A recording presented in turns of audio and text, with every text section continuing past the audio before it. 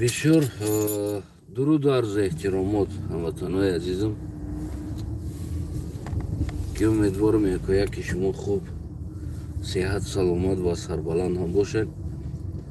در باره جنگ برادرکشی کمی صحبت میکنیم. دینا کمی در باره تاریخ صحبت کرده بودم و در ایزاهی همون نوار بیم یا در کومنت همون نوار خواهش کردیم که من از این کارهایی که کرده استادم و از تاریخ و از تمدن و از دروغ ها گپ زده استادم و گفتی اونها یا اینکه دروغ ها را انیقترش آشکار کرده استادم. از اون دیده من از جنگ برادرکشی گپ زنم. ما قلق ها، لقای ها، تاجیک ها بسیار برادر هستیم، اوژه برادر هستیم. جنگ برادرکشی ده ما بیگانه هستیم. از نگاهی او ما تاجیک ها و پرابلم های خودمون حل میکنیم. شما قلق ها، لقای ها ارالش نشین کراچی مضمونش. از اون دیده قلق ها را فهمونید شما تا که قلق ها آینده با همین خیلی چیزها داده شده، یعنی که در جنگ های ما دخالت نکنن خلاص معناش و غیره ها. خلاص من در باره جنگ برادرکشی البته گفتنی ها دارم و در این مسئله یک چند برنامه های هم دیده استادم، موضوع هم جمع کرده استادم، اما نه همه تاریخی 90 دستوب نه هست امروز. به هر حال در باره همون میتینگ های فلکی که مثال رهبرای آن زمانه که از ولایت سعودی ما بدن چه خیلی مردم کلوب استفاده بردن، در این چیزهاش معلومات داریم. البته برنامه میشه، اما عین حال ما دخالت لقای و یا قلق در جنگ داخلی تاجیکستان ایره شیرین کده برادرکشی گفته میمونه. زورنده خیلی گپ تو دادن زورنده برادرکشی که گفتی значит اول برادر میوید کو بعد کشیش. میگه خز значит اول برادر به دست کو بعد کشیش و خواجنا نیستی کشیشش. همو اولین کلمش خوب است برادر گفتگی فکرها دارم. خلاص قلق ها دخالت کردن یا لقای ها دخالت کردن شور خوب عجیب. بیاین ما اول برای که شما ده اگر من تو چند بگم که اونها شهروندن، اونها این حق دارن، اونها حمایه خدا میکنن، اونها هم دیگر شما این چیزو ده باور نمیکنین. تو خود تا پراوداد نک ما هستن یک گروهی بگیم که از حیات زندگی مضمونیت قفا ماندگی انسان ها بازم میبراید در کامنت ها خیلی تحقیر داشتن ما هم هست باشه. به این ما اصلی مسئله دگذاریم. در سوریه اینقدر مردم تاجیک رفتن خیلی اصلا ملتش توزه تاجیک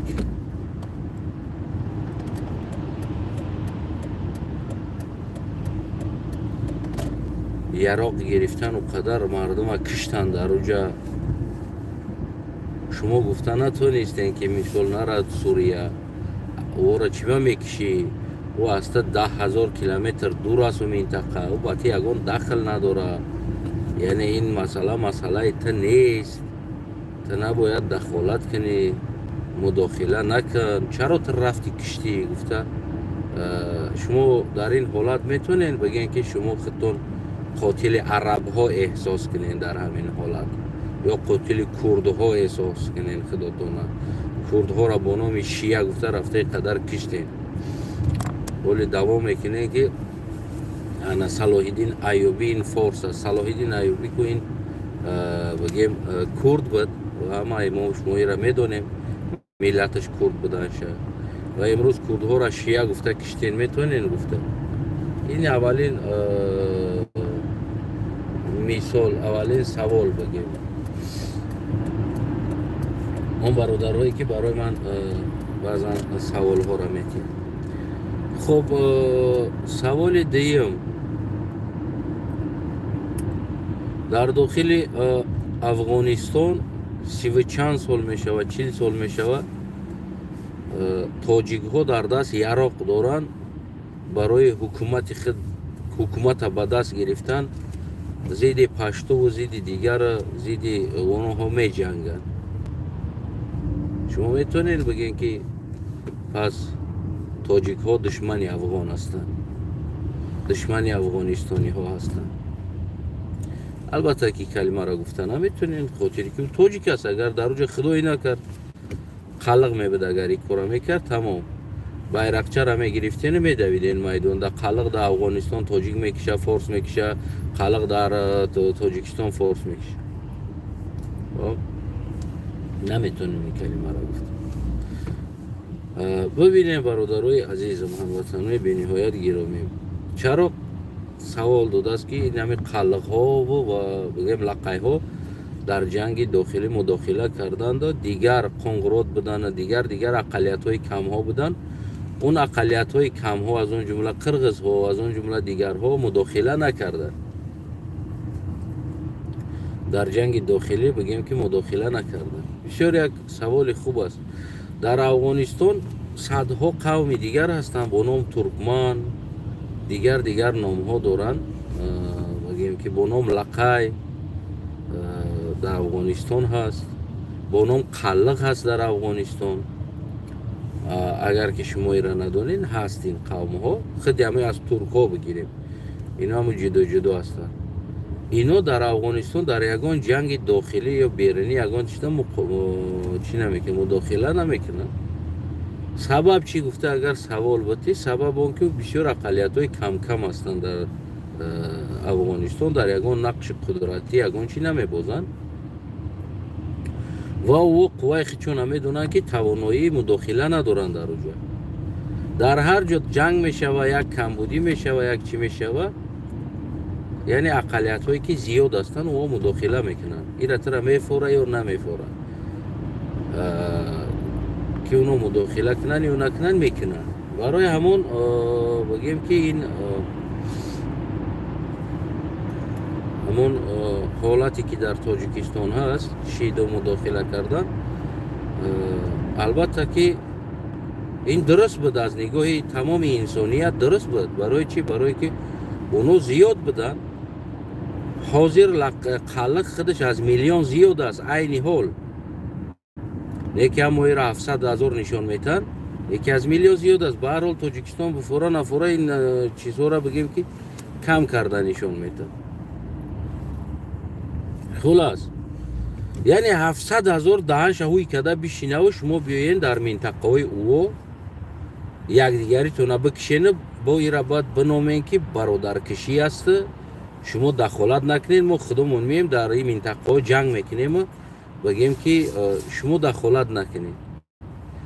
قرغون تپه من 10 بار در این باره گفتگی هستم که این مرکز قلقا بود، یعنی که همون منطقه لقای قلق مسه در همونجا زندگی میکنه، خیلی کم غم نیست مسه. برای که از ازل این منطقه گفتم از عصرهای نو 7-8 اون منطقه ها همشون دخالت داشت در بگیم، حتی که یک قسمت افغانستان هم بگیم که دخالت داشت. او زمانهای پیش بود، او میگرفتن میدادن، بگیم همون زمین ها را کدامی زور بود بیشتر میگرفت، کدامی چی بود کمتر میگرفت. اصلا نوی گفتم ترکو برای چراگاه واسه میکردن، قلقا و غیره. همون محترم کامنتاتورها اگر همین مسئله ها در گفتم ارگومنت خطی صحبت کنین یا که هم تاریخ دانوتونه بگین، بیاید قطیما ما ببرم موضوع را انتخاب کنیم و بگیم که قطعشان یک دیبات تاریخی گذرونیم. این به مغز سر شما فایده میکنه، برای اینکه نگاهی اونو از تاریخ فقط پوزیتیو است، از نگاه من نگاتیو شا میگم. یعنی اونو دروغ میگن، من همون دروغ رو آشکار میکنم. بیاید مرحمت تکلیف کنین تاریخ دانوتون. نه پروکورورتون میوید تهمت کدگی شب من پروکرور دام، سود دام، ویزف دادم، امنیت دام که بیاین آنلاین ببروین مرا تروریست بدگی ما اثبات کنین، ما صحبت کنیم، پس مردم ببینه که تو کجا ما تروریست هستم. تمامی از پشتی اونم تروریست گفتگی و تمامی کانستیتوسیون قانون دنیا را ما گرفتیم، کتابوش آموختم. خب گفتم بیاین مرحمت اینمو صحبت کنیم. رفتم باور که درس گرفتم در پیش بگیم که معظمه قادر و در برای همین حقوق شناسی گفتم گپو یک استودنتی به دیپلم هم هستم اگر در حقوق شناسی میگیریم. قطعی و انسان و قدر ما درس کردم و قدر وقتی او را هر وقت شمیافت زنگ میزدم خانم معظمه خان درس بیا مرا یاد بده، بیا مرا نشان بده، بیا مرا اینای پونکتو را بفهمون، اینای جوش را باموز، اینای چی منو داره. 5 سال میشوه از پشت شما من درسی بگیم حقوق شناسی میگیرم، ولی باید قریب من گپ نمیزنم ولی در بارش، برای اینکه این مسئله را ما میتونم که باز ما مسئله را از طرف نگاتیفش نگاه میکنم، از طرف نگاتیف نگاه کرده گپ میزنم، نه پوزیتیو گفتیم روسو، یعنی از طرف تنقیدیش گپ میزنم، نه تعریفی و رقص بازیش. شما ما را مجبور کردن که تو که ما تاریخ بآموزیم، یعنی پول نیروز ایده تاریخ هم آموختگیم. میگم که بیاین صحبت کنیم در همین مسئله تاریخ دانو تا بگی بیا ما از روی کتاب، از روی آداب، از روی اخلاق قطعی صحبت کنیم و او گفتگی دروغ را ما براتون آشکار کنم خودش در پیش خودش و خودش اثبات آورده بتونه همین مسئله تاریخی گفتگیم ده. خلاص شما باور کنید نمیفهمیم برادرای عزیز، مشکل از بعضی چی را نمیفهمی و از پیش خود میبروی بگیم که می نویشی هر چیز باشه، اینم عقلت است. خب چندین سال میشه این ما را دشنام داره، هیچ کار نکرده است، کرده ایستادیم. ما میگردیم در جنگ داخلی ببین برادرای عزیزم، اگر این حال بگن که همین خیلی سیتواسیون در تاجیکستان شوه، یعنی تو چیکار میکنی، ما باید چیکار کنیم از نگاه شما؟ حاجی همین حال در افغانستان شید، تاجیکای افغانستان باید چیکار کنن؟ جبهه مقاومت تشکیل کردن. خب من تاریخ دان هستم، تو باشه برادری عزیزم، یگان مشکلی نداره بیا صحبت کنیم، یگان مشکلی نداره. وقت تا معین که ما استریم میکنم یا که اگر خودت کانال داشته باشی استریم که لایف که تکلیف که موضوع را یه هفته پیشکی پرت اومده کدام موضوع در ما صحبت میکنیم، ما در همون موضوع پول نیروز معلومات جمع کنم از روی کتاب، از اینترنت، از هم ایجا جمع کنم بگیرم کاغذ کنم و قطعیت میشینم صحبت میکنم، یگان مشکلی نداره، یگان مشکلی نداره. معین که وقت تا تمام و در کجا صحبت میکنیم خوی در اینجا صحبت میکنیم خوی آشکار چهره تا پینو نمیکنی، آشکار نمیتا میبروی صحبت میکنی، یگان مشکلی نداره. میشینیم چخ میکنیم و بگیم مسئله تاریخ میاریم همشه صحبت میکنیم. خب خلاص امروز مداخله کردن جنگ داخلی. بیایم برای شما سوال میتونم، باید مردمی بگیم که همون مردم تاجیکان افغانستان باید در همین حالت چیکار کنن؟ اوزی در همون کشورشون جنگ هست، در منطقه شون میزنن، میوین میدروین. فرض کردیم پشتون با پشتون در اوج جنگ کردیسته، تاجیک نیست. یکی اما تاجیک باید چیکار کنه در همین حالت؟ باید چرا تاجیک جبهه مقاومت تیار کرد؟ چرا در افغانستان جنگ کردگی احمدشاه مسعود در تاجیکستان در شما قهرمان است، خاطری که ملتش تاجیک است؟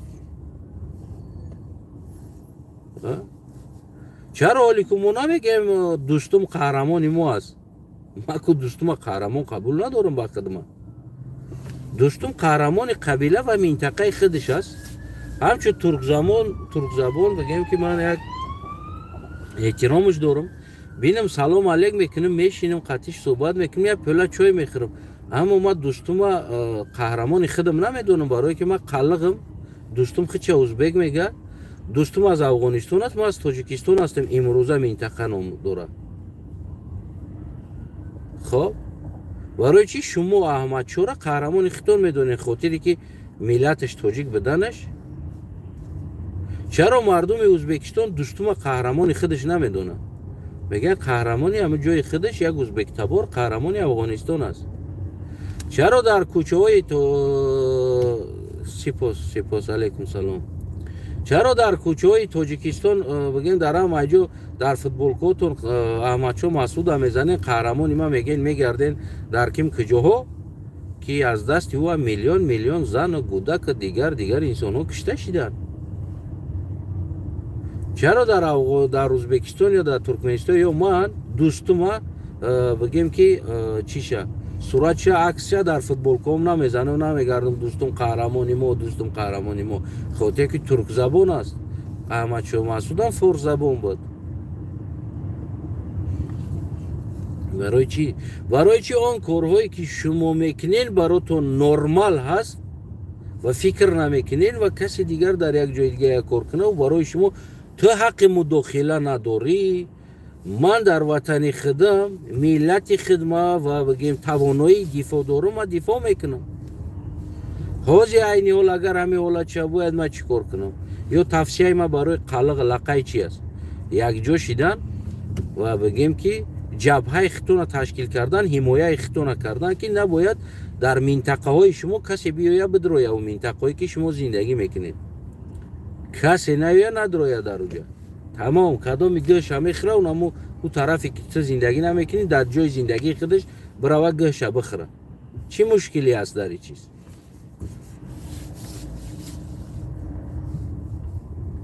یا در کوچه ها ما را برادر جان برادر میگیم و خیلی یه جنگ برادر کشیدن بگین خیلی هم برادر من بودن دیگه داخل کردن کشته شدن کشتن دیگر یا هم برادر من بودن. ما چرا در جنگ برادر کشیتون خودتون بکشه خودتون برادر کشی گفته شیرین کدامین اومین و در کوچه ما را برادر میگن در مداخله کردن داخلی ما بیگانه میشیم. سبب در چی است؟ بعد میگه که از طرف تو ناتسیس هستی، تو نمیدونم یک چیز دیگر هستی، تو فلانی هستی، تو دیگر هستی. یا در بگیم که کروک سیتی بگیم این حادثه شد. البته من از نگاه من 100% تهمت بود اما شیدی کار. اما امروز نامی تاجیکستانی بچید آیا اوروز کدام تجدید کرد که قلق هستی لقای هستی دیگر هستی؟ نه. خب خودی در داخل جنگ برادرکشی خب نه تنها بگیم که قلق یا لقای دخالت کرد، بدخشان هم دخالت کرد.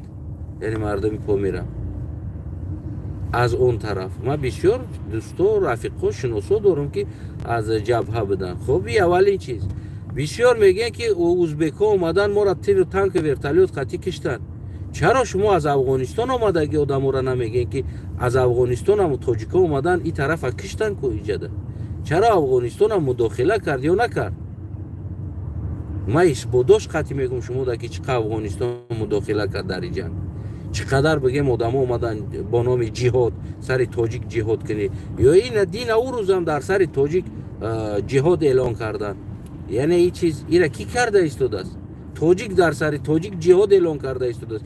این نرمال است. اگر همین کار یک قلق یا لقای میکرد اگر حالی تمام دنیا را با سرتون برداشته بدین بیرق را گرفته میدویدین دم بگیم سازمان ها دیگه چی که بالای سر ما قلق یا لقای جهاد اعلان کرده است. اما این چیز نرمال بود برای که تاجیک بود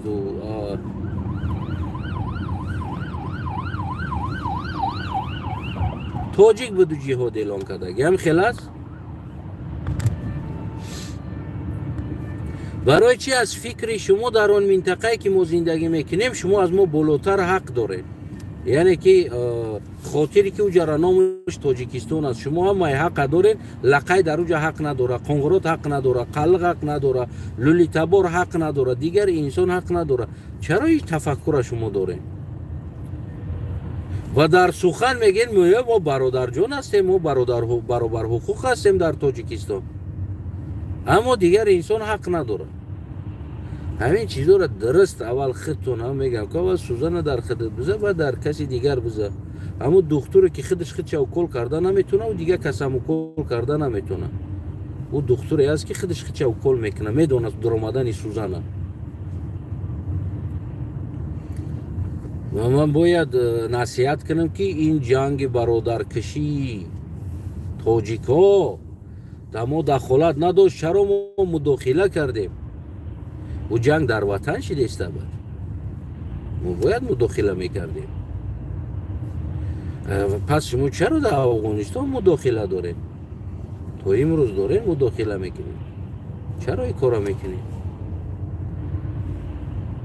یعنی همین سوال ها رو اول میتونین با خودتون بتین، یا که یک بار خودتون در آینه میبینین نگاه کنین که من همین سوال آوازی بتم عاقبتش چی است، آیا ما چی کار کرده ایستاده، ملت ما چی کار کرده ایستاده است، همزبانی ما چی کار کرده ایستاده است در اطراف.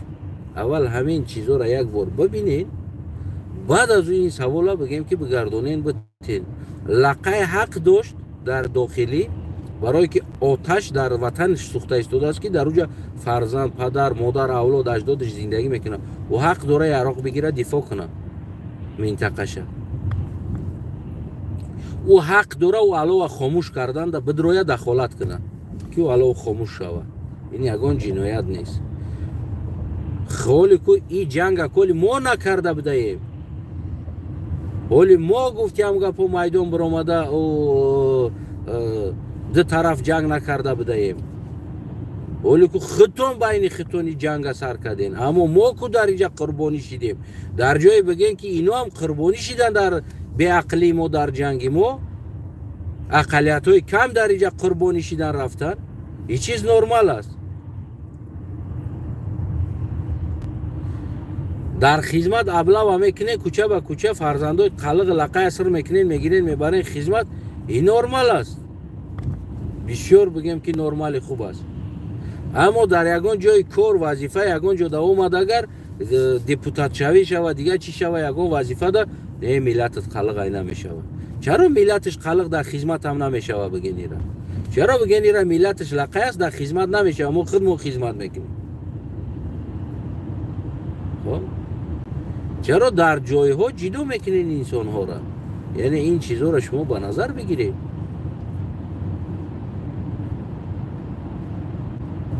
اگر که خودتون دیده نتونه به چشم ما نگاه کنین و همین وضعیت خودتون یا که افغانستان رو بگیریم مقایسه بیاریم. در همه چی دوست میداریم که افغانستان مقایسه آوردن و در این جمعیت بر افغانستان مقایسه بیاریم، که مقایسه بیاریم وضعیت تاجیکای افغانستان. چرا اینا مداخله کرده ایستادن؟ در سوریه چی گپ بد رفتین در اونجا؟ فرزنداتون خیس رفت، برای چی رفت در سوریه و قدم کشتین در اونجا؟ آیا شما را میتونیم بگیم که قاتل عرب ها؟ این چیزا میتونیم بگیم؟ نه نمیتونیم گفتن. برای اینکه همون گروه های بدن که همین چیز بود و هیچ وقت در داخل تاجیکستان شیدگی کرده یگان من نه قلقه نه لقه نه دیگر اقلیت گناهگار کرده میتونم اگر که انسان شهروند تاجیکستان باشه.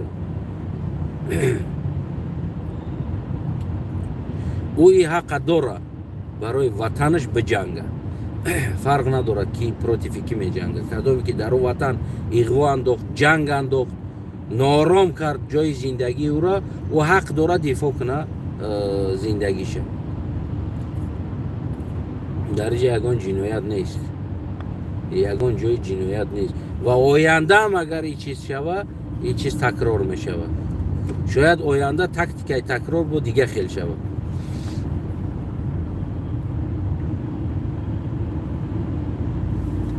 برای همون این فکرهایی که شما دارین فکرهاتون نادرست است، بسیار نادرست است. خصوصا همون امریکن ها نوشتگی است که گویا که ما قلقا را نصیحت کنم و از جنگ 90 جنگ برادرکشی ما باید قلقا را فهمونم و همون وقت هیچ که دخالت نکرد قلق لقای دخالت کرد. برای که قلق لقای اقلیت بسیار است در تاجیکستان، اقلیت قلق لقای بسیار است. خصوصا قلق از میلیون زیاد است. اقلیت قلق لقای هم قریب نیم میلیون ده است در تاجیکستان. بگیم نیم میلیون هم نباشه، بگیم 200-300 هزار هست.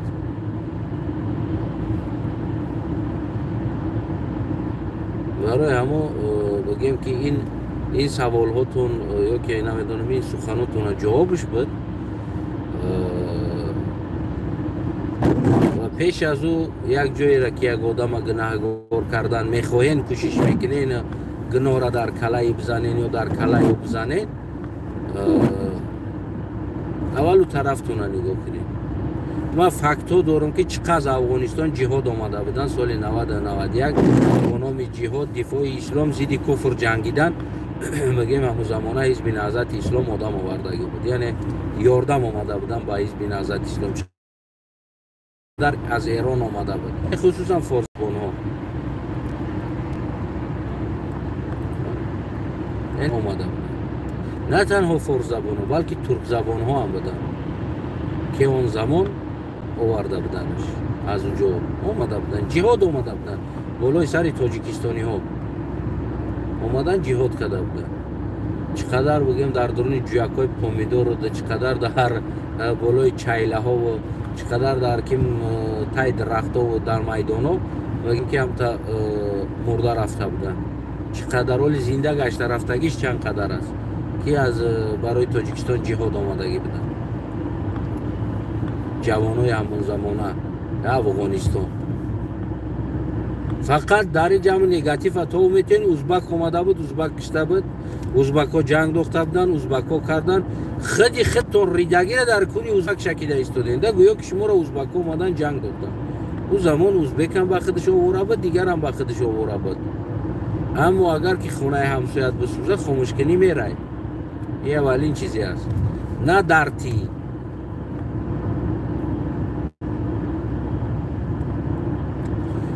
اما اون زمان خودش با سیاست مداراش، اون زمان بگیم که همون پلیتولوگاش خوبتر میدونه این چیزا.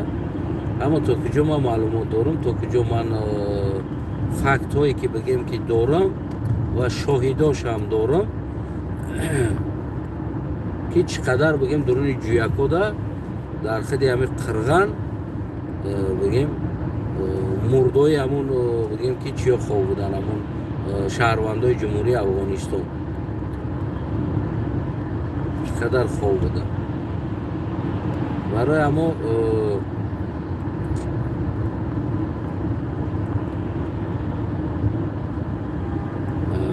برای همو برادرای عزیزم از این چیزا خداری کنید، یک چیز بآموزین و چرا شما حق دارین در همه جا دخالت کردن، چرا خلق یا لقای در جای زندگیش حق نداره دخالت کردن، برای چی حق نداره؟ میفهمین؟ شما که تو سوریه و عراق دخالت کردن رفتین، حق دارین.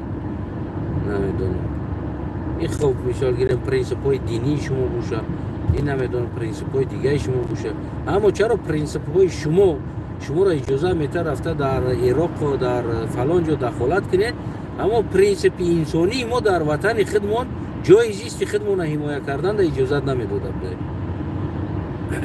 برای که شما بلشینستو هستید. نه، این چیز وجود نداره، این چیزا فراموش کنید نمیشه و خوبتر میشه که اینجا نامش تاجیکستان است، اینجا دیگه ما حق داریم، اونجا یک زندگی میکردگی انسان حق داره. نمیخوام و درباره تاریخ دوستای عزیزم همون تاریخ دوناتا بگیم خیرات کو برادری که تاریخ دون است. فیسبوک ما استانا ارسلان کاگان، یعنی با تاجیکیش استانا ارسلان شاه میشوه، کاگان با زبان قلقی من این شاه میشوه. میتونی که بدروی استانا ارسلان کاگان و در اونجا بگیم که دوستی روان که مسیج بنویس من هستم و ما وقت معین کنیم موضوع تاریخ در کدام موضوع